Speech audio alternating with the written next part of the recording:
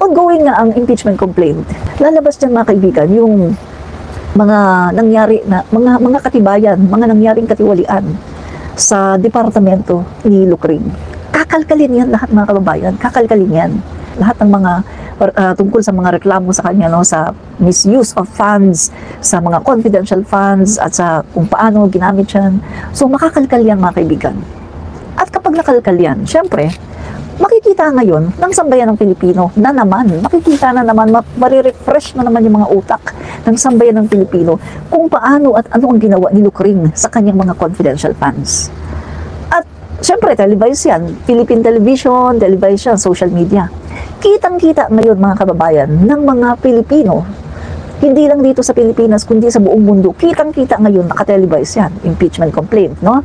Habang yan ay nililitis, nakatelevised yan. At kitang-kita doon ang paglabas ng mga ebidensya ng mga katiwalian na ginawa ni Lucring nung siya pa ang Deputy Secretary at nung siya pa ang at ngayon, no, Vice President. At maari ding matouch, mga kaibigan, kasi impeachment complaint to eh. Maari ding matouch yung mga confidential funds niya nung nasa Davao siya, di ba? So, maraming mga lalabas dito na mga baho ni Lucring. At syempre, ang mangyari niyan, magagalit ang sambayan ng Pilipino. Lalong, magagalit ang mga mamamayang Pilipino. Ganyan pala, dapat talaga ma-impeach yan. So, ang mamamayang Pilipino, mga kaibigan, magka-clamor ngayon yan. Sisigaw ngayon yan. Impeach na si Sara Duterte. Yan, ipipressure ngayon ng mamamayang Pilipino ang mga senador na to. Kaya, mga kaibigan, sa pagbasa ko dito, yung mga senador na talagang PDP laban, mga Duterte, katulad ni Padilla, Bongo, Bato, tsaka si Amy, hindi man yan PDP laban, pero Duterte talaga yan. No? So, 4 na sila, sigurado na yan. No to impeachment, sigurado na yan. Pero yung ibang mga senador na hindi naman PDP laban, meron lang silang simpatya sa mga Duterte, pero hindi sila PDP laban. Mga kaibigan, ito ang aking basa. Sa tingin ko, magbabago ang kanilang hatol. Kahit na meron silang simpatya kay Sara Duterte at sa mga Duterte, sa tingin ko, hindi sila boboto ng no to impeach Sara. Kundi, sa tingin ko buboto sila ng yes to impeach Sara Duterte. Bakit? Bakit ko nasabing boboto sila ng yes? Kasi mga kaibigan, lalo na kung sila ay re-electionist. Kasi ang iisipin ng mga senador na ito, na mga re-electionist, aba, patay tayo nito. Pag bumoto tayo dito ng no to impeach Sara Duterte, ang makakalaban natin dito, taong bayan. At hindi tayo makakakuha ng boto sa taong bayan. Lalo-lalo na pag nakita nila ongoing ng impeachment, mga kaibigan, makikita nila ang reaction ng taong bayan na talagang gigil na gigil at gusto talagang ipa-impeach si Lucring. Sasabayan pa ng mga rally. Kasi mga kaibigan, ayon doon sa balita na nasagap ko, yung rally na nangyari noong January 31, hindi lang yan ang katapusan. Tuloy-tuloy yun mga kaibigan. Hanggat hindi tuluyang nai-impeach si Sara Duterte, tuloy-tuloy daw yan. At balita ko pararamihin pa ang mga tao. At itutuloy sa people power kapag hindi pina-impeach ng mga senador itong si Lucring. Di umano, yan ang aking nabalitaan mga kaibigan. Kaya pag ito ay nandyan na sa Senado at nakita ng mga senador na ito na ang taong bayan talaga ang gustong magpatalsik kay Duterte, kay Sara. Wala silang magagawa, mga kaibigan. Kahit na sumisimpatya pa sila kay Sara Duterte, wala silang magagawa. Mapipilitan sila na ilaglag si Sara kahit na sumisimpatya sila. Ang sigurado ko lang sa inyo na hindi maglalaglag kay Sara, si Bato, si Robin, si Padilla, si Bongo, yung 4 na yan, sinisigurado ko sa inyo, hindi niyan ilalaglag si Sara. No yan, no to impeach Sara Duterte, yung 4 na yan. But the rest, buboto yan ng yes to impeach Sara Duterte. Kaya sa nakikita ko mga kaibigan, no, ang aking fearless forecast ko dito, magtatagumpay ang impeachment ni Sara Duterte.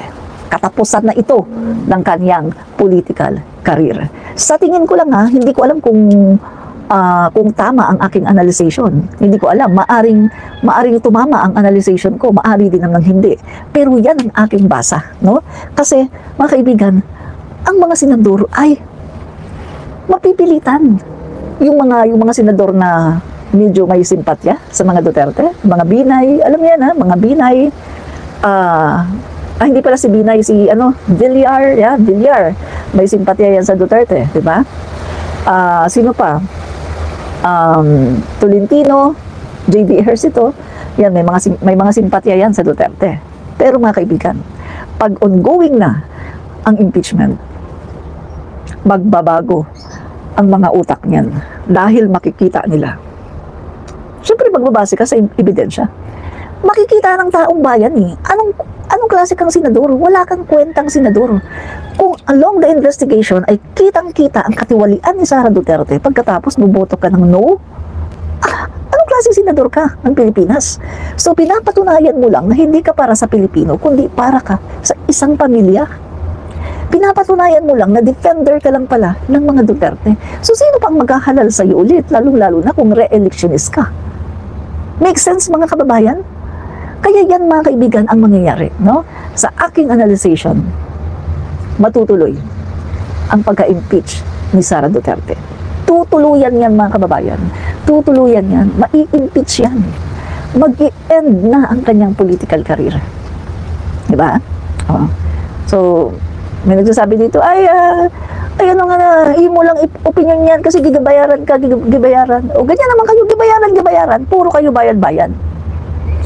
No? Kasi kayo kasi ang bayaran.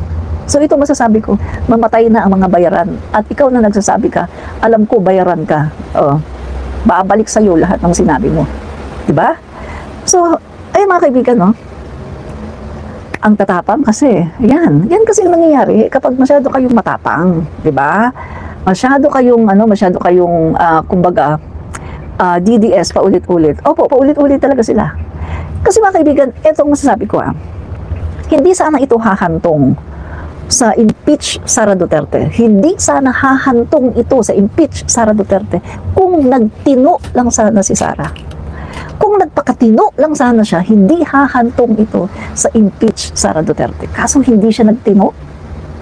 Sabi ko nga sa inyo mga kaibigan, yung live ko kaninang umaga, di ba, etong si Marcoleta, ay inaano niya si Attorney Enzo Recto ang ginagawa niya kay Attorney Enzo Recto, binubuli niya ginagamit niya yung kanyang power, no, bilang isang member ng Congress, ng House. Binubuli niya.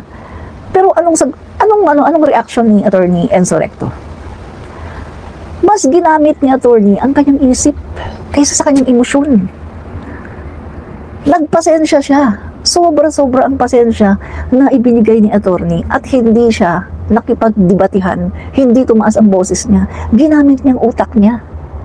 Kasi kapag nasa kongreso ka mga kaibigan, lalong-lalo na kung makakaharap mo ay katulad ni Marcoleta, na ginagamit ang kanyang kapangyarihan para mambuli, di ba, ng resource person dyan sa Congress. Guys, kahit ano pa ang sabihin mo na magandang paliwanag, hindi ka dyan talaga paniniwalaan kung ang kaharap mo ay katulad ni Marcoleta. Kitang-kita niyo naman kung paano niya binuli si attorney. Sinabihan pa niya, hindi ka attorney. O dapat sa'yo, madisbar ka na. Kung ano-ano pa, mga ad hominem na yun, guys. Mga paninira na yun. Parang below the belt na nga yun. Kumbaga, nami-personal na si Marcoleta. Nami-personal na talaga.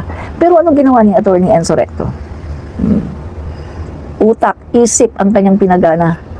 At hindi siya nagpadala sa emosyon. Ganon dapat ang ginawa ni Lucrin. Nung mga panahon na pinapatawag siya sa House of the Representatives, dapat ginamit niya yung utak niya. Kung meron siyang utak, baka wala siyang utak. Kaya during that time, nung pinapatawag siya, mas ginamit niyang emosyon niya kaysa utak. Ano ginawa niya? Nagtapang-tapangan, naghari-harian, feeling above the law, feeling niya yung mga, dahil siya yung second highest official of the land, feeling niya yung mga kongresista mababa kaysa sa kanya. Which is hindi yan tama. Dahil meron tayong yung tinatawag na equal, no? Equality ng 3 branches of the government. Diba? Executive, legislative, at saka judiciary. So, magkaka-level yung mga yan. Hindi yung, ay, Vice President ako, mas mataas ako sa inyo. Hindi ganoon, magkaka-level yan. Hindi pwedeng, ay ako, presidente ako. Mas mataas ako sa inyo, mga senador, o gawin nyo to. Hindi pwede yun. Magkaka-level yan, 3 branches of the government. Walang mas mataas dyan, di ba? Magkaka-level po. Ayon yan sa constitution natin, ang 3 branches of the government, co-equal yan. So, ang nangyari po kasi, si Lucrin, mas inuna pa niya yung yabang, mas inuna pa niya yung emosyon. So, nung pinatawag siya sa House of the Representatives, anong ginawa niya? Nagyabang. Hindi sumagot sa mga tanong. I forgo, ganyan-ganyan. Pagkatapos, binatikos niya ang lahat ng kongresista doon. Binatikos niya, sinabihan niya na pinupolitika siya. Kung ano-ano mga pinagsasabi niya, nagtuturo pa siya, ikaw convicted, ikaw ganyan-ganyan. Di ba? Tapos sabi niya doon sa chairman ng committee, pinapalitan niya. Pwede bang ang umupo dito na sa chairman ng committee ay ganyan? Guys, feeling niya above the law siya. Kung nagtino lang siya, kung naging matino lang sana siya, nung pinapatawag siya sa Kongreso, hindi mangyayari itong impeach Sara Duterte. Kung sumagot lang sana siya sa lahat ng mga katanungan sa kanya sa Kongreso, hindi mangyayari na magkakaroon ng impeach Sara Duterte. Kaya ito nangyari dahil na rin sa sarili niyang katangahan, kabubuhan, kabugukan.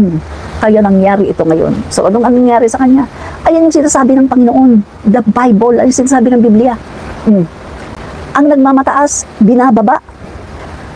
Ang binababa, ang nagpapakumbaba, itinataas. Ulitin ko ha, ano sabi sa Bible?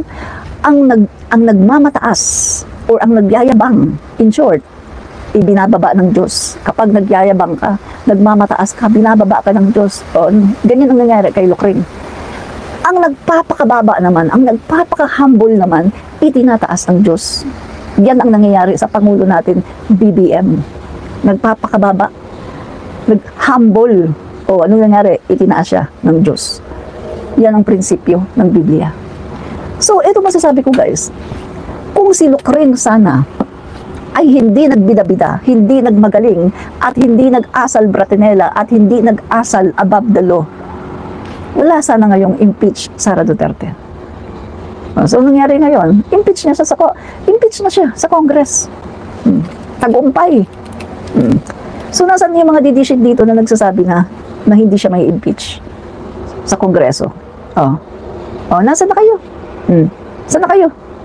Wala na. Impeach na si Sara Duterte sa Kongreso. At aantayin ng Senado yung mga dokumento mamaya daw alas 7, inaasahan na by 7 p.m. ay darating sa opisina ng Kongreso ang impeachment complaint na pinirmahan ng 153 members of the House of the Representatives.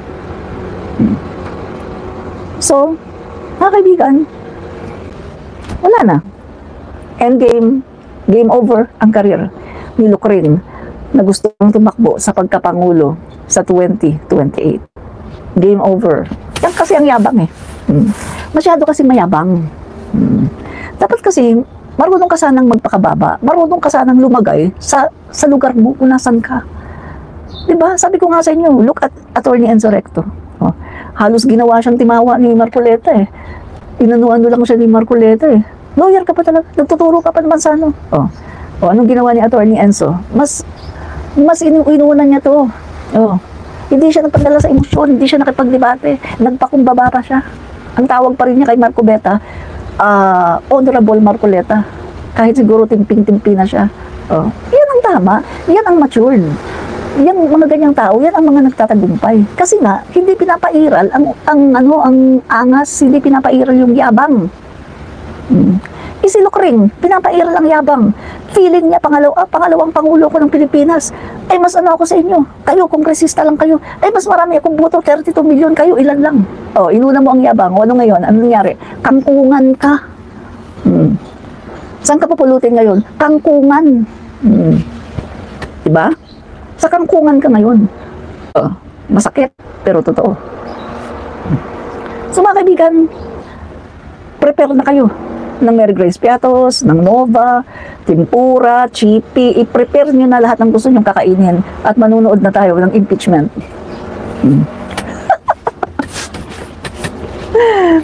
So, eto nga yung aking fearless forecast. Sara Duterte will be impeached in the Senate. Mai-impeach yan. Mai-impeach yan. Tutuluyan yan sa Senado. Fearless forecast ko lang to ha. Hindi ko sinasabing mangyayari itong forecast ko. Pero ito yung aking fearless forecast. Mai-impeach yan. Tutuluyan yan. Ang hindi lang dyan, sigurado ko lang na hindi boboto ng yes to impeachment. Bato de la Rosa, Robin Padilla, Bongo, Amy Duterte, 4 yan, hindi pipirma. Hindi pipirma ng yes. Ang kanilang boto ay no to impeachment. Pero the rest of the senators na matatawag natin na may simpatya kay Duterte, magbabago yan. Lalong-lalo na, marami dyan re-electionist, magbabago yan. Kasi makikita nila taong bayan ang magiging kalaban nila. Kapag hindi nila ginawa ang part nila to impeach Lucring, nang bumoto ng yes to impeachment, taong bayan ang makakalaban nila. At matatakot ang mga yan. Kasi sasabihin nila, aba, ang dami pala talagang gusto pala talaga ng taong bayan ang mapa-impeach si Sara Duterte. Naku, wala tayong laban nito. Kapag bumoto tayo nito ng no, naku, lagot tayo, hindi tayo mananalo sa eleksyon, hindi na tayo dito iboboto. Wala na tayong pag-asa nito sa eleksyon. So, ang gagawin ng mga senador na to, kahit napipilitan sila, i-impeach nila si Sara. Dahil mas uunahin nila ang sarili nila kaysa kay Sara. Wala nang syempre kapag nasa oras ka ng kagipitan, mas kakampihan mo ba naman si Sara Duterte? Ang nakasalalay dyan yung boto mo. Boto. Hindi ka na iboboto ng taong bayan. Kung makikita ng taong bayan na kinakampihan mo si Sara, na bumuboto ka ng no, hindi ka na iboboto ng taong bayan. Kaya, mapupursige itong mga senador na ito na talagang bumoto ng yes to impeach Sara Duterte. Yan ang katotohanan. The truth and nothing but the truth. Sana live ang impeachment proceedings. Opo, live talaga yan, no? Lahat po ng mga impeachment proceedings, live po talaga yan, no? Televised po yan. Kaya nga, ang sabi ko nga, kitang-kita ng taong bayan. Kitang-kita ng taong bayan ang paglabas ng mga katiwalian ni Sara Duterte. At dahil transparent yan at kitang-kita ng taong bayan, kitang-kita din ng taong bayan kung ikaw ay senador na magiging bias. Kitang-kita ng taong bayan kung nakita mo na nga ng senador na to na ang daming katiwaliang lumabas pagkatapos kakampi pa rin kay Sara. So doon po, mapo-force ang mga senador na bumoto ng yes to impeach Sara Duterte kasi wala silang maitatago dito Hindi sila pwedeng magtago na, hindi ako boboto ng hindi ako boboto ng yes to impeach Sara Duterte kasi kasi nakatago naman, hindi naman sasabihin kung sino yung bumoto ng yes or ng no Hindi po, malalaman to ng taong bayan. Kaya yung mga senador na yan, mapipilitan yan na bumoto ng yes. Kasi sasabihin ng taong bayan, aba, kami nagpapasweldo sa'yo. Aba, gusto namin i-impeach si Sara Duterte. Nakita nyo na maraming katiwalian, ayaw nyo i-impeach? O sige, hindi na namin kayo iboboto. So mapipilitan na ngayon yung mga senador na bumoto ng yes to impeach Sara Duterte. Diba? Kaya mga kaibigan, tagumpay ito na wala na po tayong problem, na-impeach na po si Sara Duterte sa Congress. At iniintay na lang po natin mga kaibigan ang pag-impeach ng Senado kay Sara Duterte. Ito, sa pangbalita, Kamara nakakuha ng sapat na pirma para sa impeachment versus Sara Duterte. Kinumpirma ni House Secretary General Reginald Velasco na nasa 153 mambabatas ang lumagda sa ika-4 na impeachment complaint laban kay Vice President. So, pang-4 pala to, mga kaibigan. Pang-4. May pang-4. Mga kaibigan. So, itong pang-4 pala, mga kaibigan, ang nag-push sa House of Representatives para tuluyan si Sara Duterte. Ito pala mga kaibigan, akala ko third impeachment complaint. Pang-4 mga kaibigan, ito yung mga mambabatas, sila mismo ang nag-file. Guys, napantindi nito ha. Yung mga mambabatas mismo ang nag-complain, mga kaibigan, 153 mambabatas ang lumagda sa ika-4 na impeachment complaint laban kay Vice President Sara Duterte. Oh.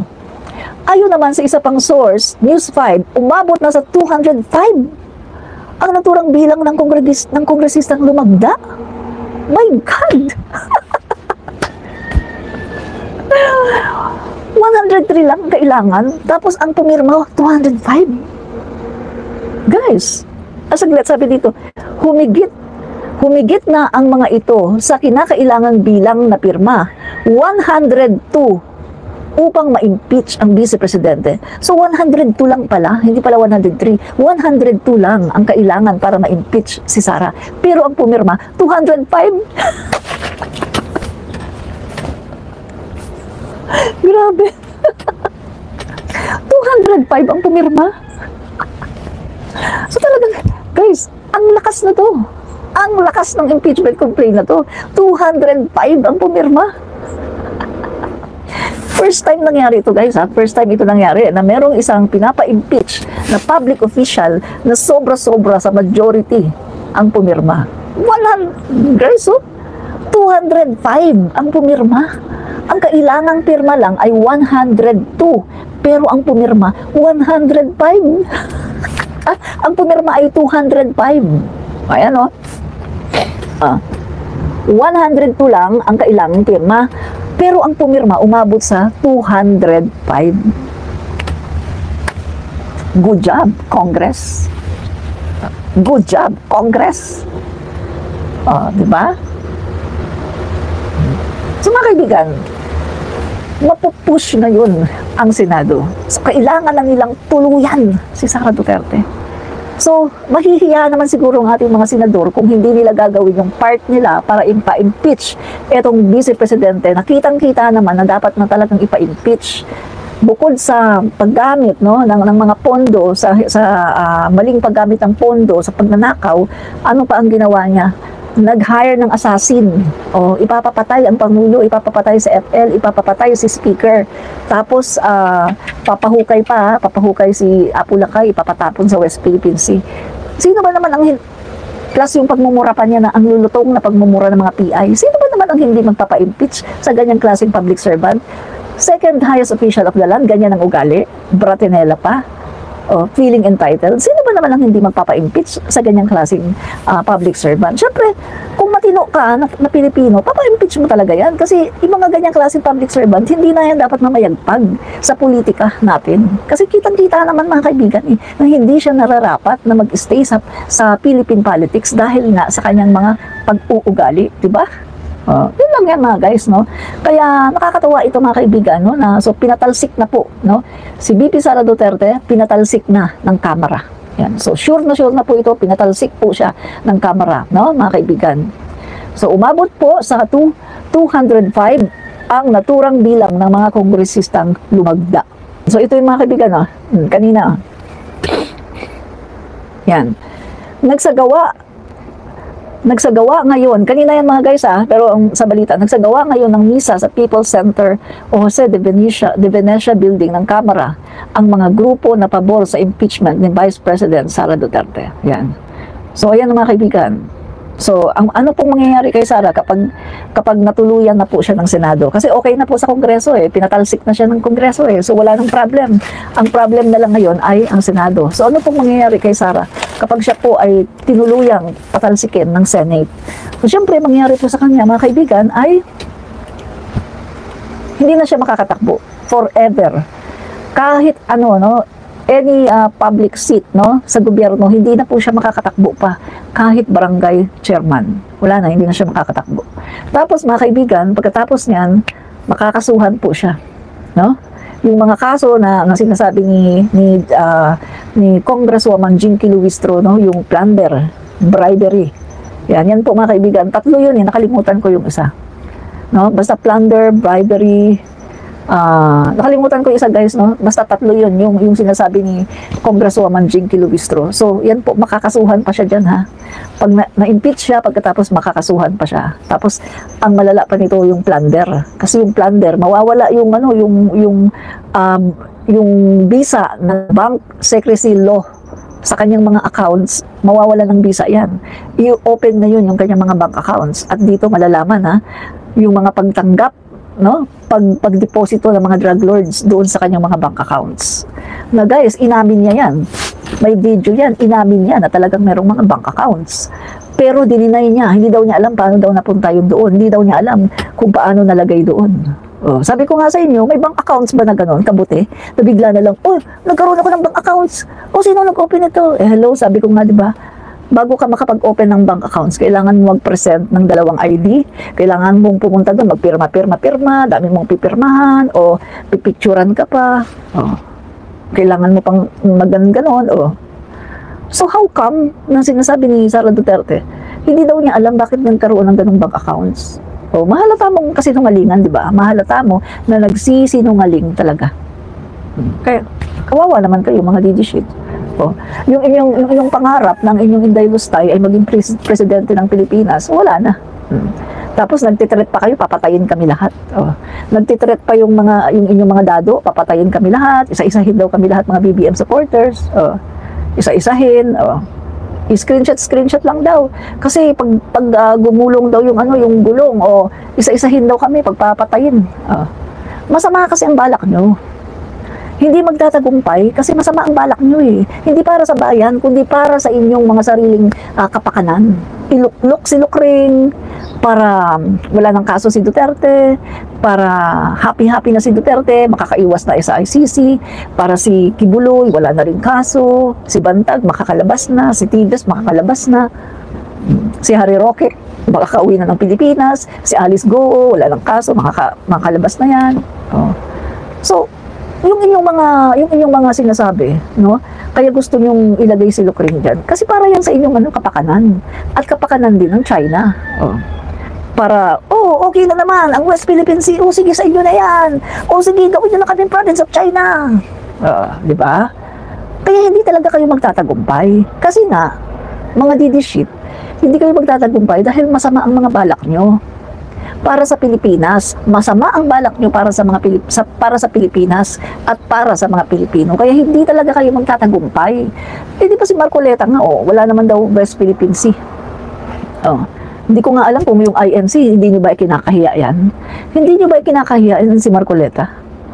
Na INC pa naman yan. Tapos sasabihin na na wala naman daw West Philippine Sea. Pero kung ako sa inyo sa INC, itiwalag nyo na yan, Diyos mio. Pro-China, mas mahal pa niya ang China kaysa sarili niyang bansa. Diba? So, yun ngayon ang balita, no? So, sa mga didishit, kakaawa kayo. Lahat ng plano nyo, nagbumirang sa inyo. Pag upo ni PBBM, pinagbalakan na ng mga DDS, patalsikin si PBBM. Unang ginawa, Gloria Macapagal Arroyo. Sa pamagitan ni Gloria Macapagal Arroyo, anong ginawa? Kinausap ang mga members na sumama sa kanya, patatalsikin daw si Speaker, no? Speaker Martin. Bakit nila gustong patalsikin si Speaker? Kasi nga, para kapag si Gloria Macapagal na ang nandun, ang gagawin ni Gloria, Erap Estrada, katulad kay Erap. Gagawa nila ng impeachment complaint si PBBM, tapos patatalsikin si PBBM, tapos i-install nila si Sara Duterte. Ilang beses nag-attempt si Gloria Macapagal Arroyo na gawin yan. 2 times. 2 times din nabuko. Kaya nga di ba galit na galit si Lukring kay Speaker Martin, tinawag na tambalos-los kasi nga 2 times nabuko ang kanilang plano. Tapos pagkatapos niyan hindi pa na kontento, hindi pa nadala. Nabuko sila 2 beses, hindi pa nadala. Nagkaroon na naman destabilization plan na naman. Kumausap si Duterte sa mga retired general kung sino-sino kinausap. Anong nangyari? Yung mga retired general na kinausap niya tsaka yung active personnel na kinausap niya, anong nangyari? Pumunta kay PBBM, nagsumbong. So anong nangyari? Nalaman ni PBBM, tapos si General Browner nag-speech doon sa isang event ng PNP, nag-speech si General Browner at winarningan ang mga kapulisan na tungkol doon sa napipintong coup. So palagi, every time na sila ay nagbabalak Lagi silang nabubuko. Guys, hindi lang 3, hindi lang 4 na beses, hindi lang 5 beses na sila ay nagbalak ng kudita. Almost 10 times silang nagbalak ng kudita na patalsikin si PBBM, pero palagi na lang silang nabubuko. Oh. Kita nyo nga, di ba? Yung mga maisog rally nila, tinuloy nila lang tinuloy, o pati sa buong mundo, o kesyo, eto na daw, o ang mamayang Pilipino daw, o gusto na daw patalsikin si PBBM. O, hindi naman sila nagtagumpay. Kasi masama ang plano nila. At mga kaibigan, ang Pangulo natin ngayon, may magandang plano sa Pilipinas. Ang Pangulo natin ngayon, itinalaga siya ng Diyos. Nandyan siya. At kitang-kita natin, ang Pangulo natin ngayon, maayos ang ginagawa. Okay ang ginagawa ng Pangulo natin. Gusto niya tayong dalhin sa isang bagong Pilipinas. Ginagawa ng Pangulo natin lahat ng kanyang makakaya para ayusin ang gobyerno. Pagkatapos, eto, may gustong magpabagsak. Hindi naman yan papayagan ng Diyos. Dahil naniniwala ako mga kababayan na ang Panginoon ay awang-awa na sa bayan natin. Sobrang awang-awa na ang Panginoon sa bayang Pilipinas dahil ang daming mga nagdaang leader ng bansa, puro lang sarili ang inisip, hindi ang kapakanan ng mamamayang Pilipino. Kaya nga di ba sabi ko sa inyo, magkakaroon ba tayo ng 6.5 backlog na pabahay kung mga matino ang mga nagdaang Pangulo? 6.5 million backlog pabahay. Ang daming squatter. Kasi hindi kasi matino yung mga nagdaang Pangulo, hindi sila nag-focus para iangat ang buhay ng mga Pilipino. Ngayon, sa panahon ni PBBM, si PBBM, ginagawa niya ang best niya para mapunuan ang 6.5 million backlog na pabahay. Kaya nga ang kanyang mga plano ngayon sa pabahay, puro high-rise condominium kasi hindi na nga daw po pwede yung detached kasi konti na lang ang mga lupain natin dito, lalo na sa mga urban areas, lalo na sa Metro Manila. So si PBBM lang ang gumawa niyan. Si PBBM lang din ang bumura ng pagkakautang ng lahat ng magsasaka. Si PBBM lang din ang consistent na namimigay ng lupa at namimigay ng titulo ng lupa ng mga magsasaka. Si PBBM lang din ang very consistent na namimigay ng tulong sa mga iba-ibang sektor ng lipunan sa pamagitan ng financial assistance, sa pamagitan ng presidential assistance. Si PBBM lang ang merong ganitong malasakit, tunay na malasakit sa bayan. Diba? Tenement housing, Tatak Marcos. O yan, o. Tenement. O, Tatak Marcos din yan. Mga bliss. O. Galit na galit si Pulong Ma'am. Ay, magagalit talaga yun. Pero wala naman siya magawa. Kahit magalit siya, kahit maglumpasayo siya sa galit, wala siya magagawa dyan. Kasi majority ng mga Pilipino ang nag-impeach, majority ng mga kongresista ang nag-impeach kay Sara Duterte. Kaya wala siya magagawa kahit maglumpasayo pa siya. Diba?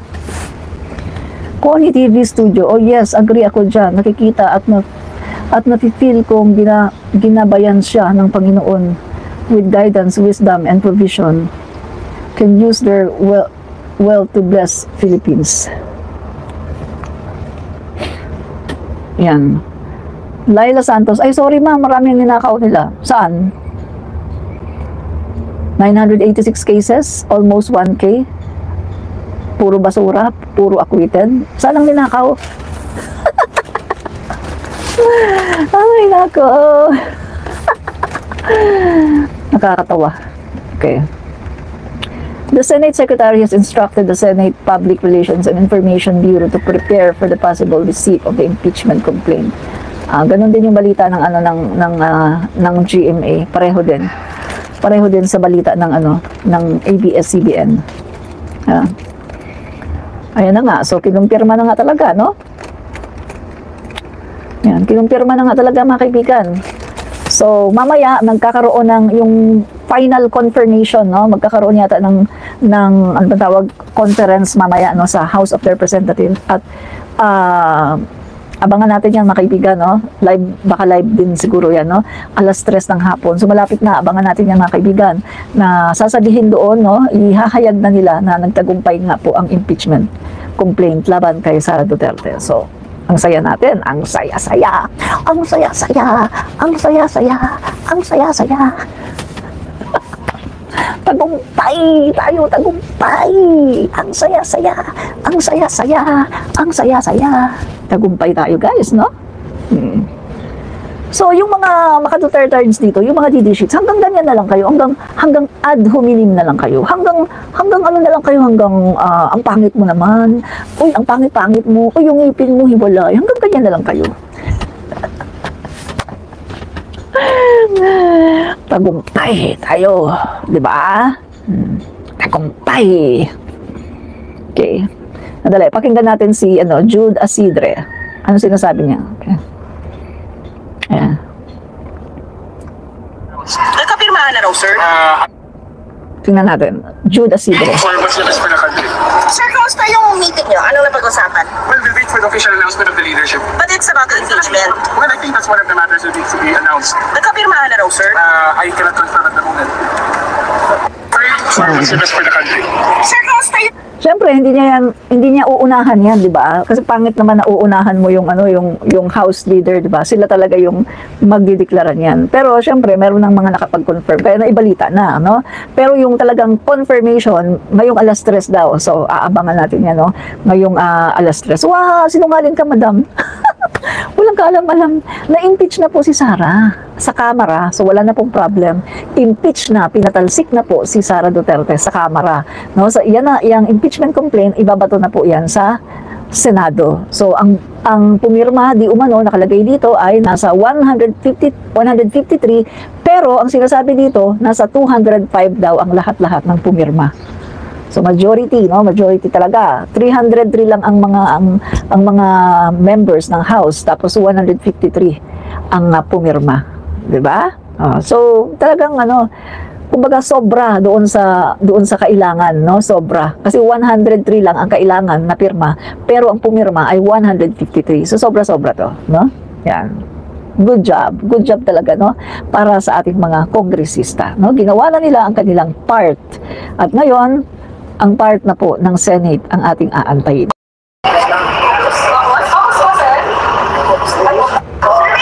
May focus nga sila, oo. I just received the message. I'm not yet aware because the message was So guys, hindi talaga yan sila magsasalita kasi hindi kasi nila pwedeng unahan, no? Pero mamaya po ngayong alas 3 i-announce na po yan ng House Leader. So abangan na lang natin yung announcement ng House Leader, pero tiyak na po, confirm na po na impeach na si Sara Duterte. Sara Duterte was impeached in the House of the Representative at ibabato na po ang mga dokumento sa Senado. So by 7 PM mga kaibigan ay nag-instruct na po yung Senate na kanilang tatanggapin nga yung impeachment documents mga kaibigan na ibabato ng Congress sa Senate. So mamaya po yan alas 7 ng gabi. At sa pagkakaalam ko bukas magkakaroon ng session yung Senate. So hindi pa ako sure pero sa pagkakaalam ko bukas magkakaroon sila ng session at pag-uusapan nga yan, no? So hindi natin alam kung tuloy-tuloy na yan mga kaibigan, kung itutuloy na nila sa paglilitis, no? So hindi natin alam. So kaya nga sabi ko sa inyo, bili na tayo ng maraming popcorn kasi maganda to guys, parang telenovela to, no? Pag nanonood ka ng mga impeachment complaint na ganito, parang telenovela yan, no? So, yan po mga kaibigan, tuwang-tuwa po tayo dahil natuloy na po at si Sara Duterte po ay impeach na po sa Congress.